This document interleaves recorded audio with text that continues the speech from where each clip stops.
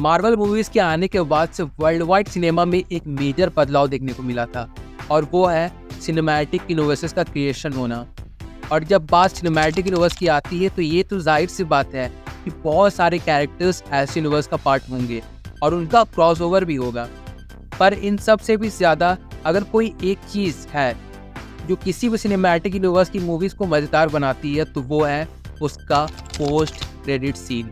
और भले Indian cinema जगत में ऐसे जेन्युइन सिनेमैटिक यूनिवर्सेस की कमी है, तो आज के इस वीडियो में हम स्टैंड अलोन मूवीज़ को भी कंसीडर करेंगे जिन्होंने ऑडियंस को अंदर से हिला कर रख दिया था। So without any further delay चलिए स्टार्ट करते हैं इस मज़ेदार वीडियो। नंबर 6, भेड़िया। मैडॉक्स सुपरनैचुरल यूनिवर्स का पार्ट रहने वाली ये फिल्म भले कमर्शियली उतना कमाल नहीं दिखा पाई हो, बट इस मूवी को काफ़ी ऑडियंस ने पसंद किया था। यहाँ तक कि जब इसे OTT पर finally after many months release मिला, तब इसे देखने के बाद कई लोगों के ऐसे रिएक्शन थे कि they should have watched it in theatres.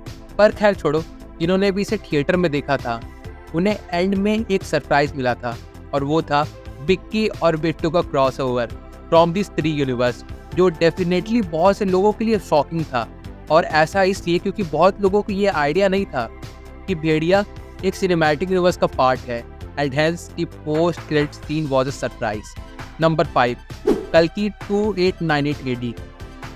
Well ये बात तो मैक्सिमम लोगों को पता था कि कल्कि 2898 AD सिर्फ एक पार्ट पे तो सिमट कर नहीं रहने वाली है, और इस बारे में मैंने भी काफ़ी पहले अपने व्यूज शेयर किए थे एक वीडियो में। बट फिर जिन लोगों को इस बारे में नहीं आइडिया था उनके लिए पोस्ट क्रेडिट सीन सच में एक ह्यूज सरप्राइज था। जिस तरह से हमें गांडीव धनुष के पावर्स को सुप्रीम यास्मीन द्वारा कंट्रोल करते दिखाया गया था वो सच में बहुत ही माइंड ब्लोइंग था।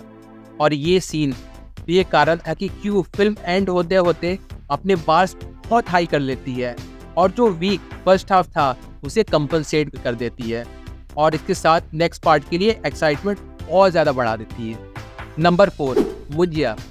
ये फिल्म एक परफेक्ट एग्जाम्पल है फुल ऑफ अनएक्सपेक्टेड इवेंट्स का, क्योंकि इसने ना सिर्फ ऑन स्क्रीन बल्कि ऑफ स्क्रीन भी ऐसे कारनामे कर दिखाए थे जो आई बेट किसी ने भी एक्सपेक्ट नहीं किया था। जैसे 100 करोड़ कलेक्शन करना विद 20 करोड़ बजट।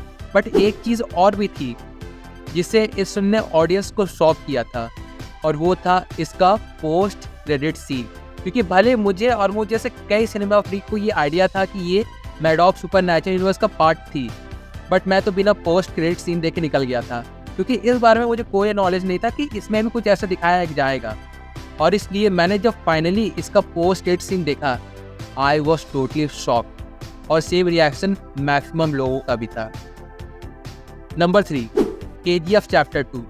चलो चैप्टर 2 तक तो ठीक है, बट जब थिएटर से निकलने से पहले इस फिल्म ने कुछ ऐसा कर दिया था जो आई एम श्योर कि किसी ने भी लिटरली किसी ने भी सोचा नहीं था, और वो था इस फिल्म में एक अनएक्सपेक्टेड पोस्ट क्रेडिट सीन का डालना।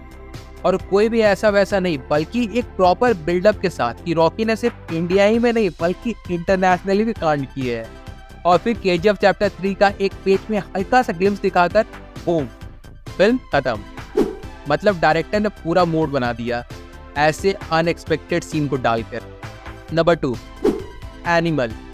आई वॉज लकी कि मैंने इसे फर्स्ट डे जाकर नहीं देखा था, वरना जस्ट लाइक मुंजिया मैं इसका भी पोस्ट क्रेडिट सीन मिस कर देता, जो कि इनसेन AF था। And the minute I got to know कि इस फिल्म में भी एक ऐसा सीन रखा गया है और वो भी प्रॉपर पोस्ट क्रेडिट सीन है, ना कि ऐसा वैसा, तो मैं बहुत ज़्यादा एक्साइटेड हो गया था कि आखिर उसमें ऐसा क्या दिखा दिया है भाई इन लोगों ने।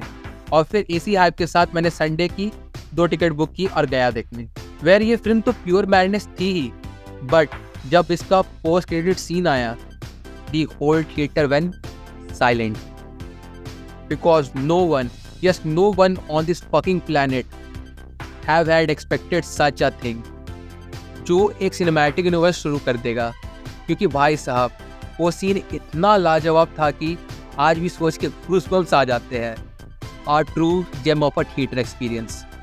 And now finally number 1, Lokesh cinematic universe की विक्रम। भाई साहब इस फिल्म के बारे में सोचते पूरे बॉडी में एड्रेनलिन रश हो जाते हैं, क्योंकि क्या पागलपन था इस फिल्म में। और फिर फाइनल बैटल का सीन बिटवीन विजय सेतुपति और कमल हासन वाला विटनेस करने के बाद लगा कि हाँ चलो मज़ा आया। अब थिएटर से निकलते और चलते हैं घर। पर लोकेश सर का तो प्लान कुछ और ही था।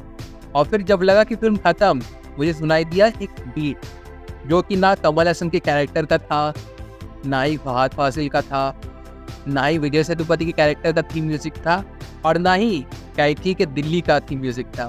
तो फिर वो था क्या? और इसे देखने के लिए मैं बैठा, और फिर जो मैंने अगले 20 मिनट तक विटनेस किया, वो कुछ ऐसा था जिसे मैं अपने पूरे लाइफ टाइम में नहीं भूलने वाला हूँ। Yes, the entry scene of Suriya as the gangster Rolex with that BGM. Anirudh ने तो बीजीएम से समा बांध दिया था भाई साहब। एंड टिल दिस डे मैं वेट कर रहा हूँ एक फुल फ्लेजेड रोलेक्स की मूवी के लिए। वेल, देखते हैं और कितना वेट करना पड़ेगा। तब तक के लिए तो और 1000 बार विक्रम का पोस्ट क्रेडिट सीन देख के मजा ले लेंगे। वेल, तो ये था एक video on some of the most unexpected and shocking post credit scene ever in Indian cinema. Well, अगर आपने ये वीडियो देखा है तो आपने मुझे बताया कि आपको कौन सा सीन सबसे ज़्यादा अनएक्सपेक्टेड और शॉकिंग लगा था। और तब तक के लिए मिलते हैं बहुत जल्द एक नए वीडियो के साथ। तब तक के लिए bye and see you soon. Thank you.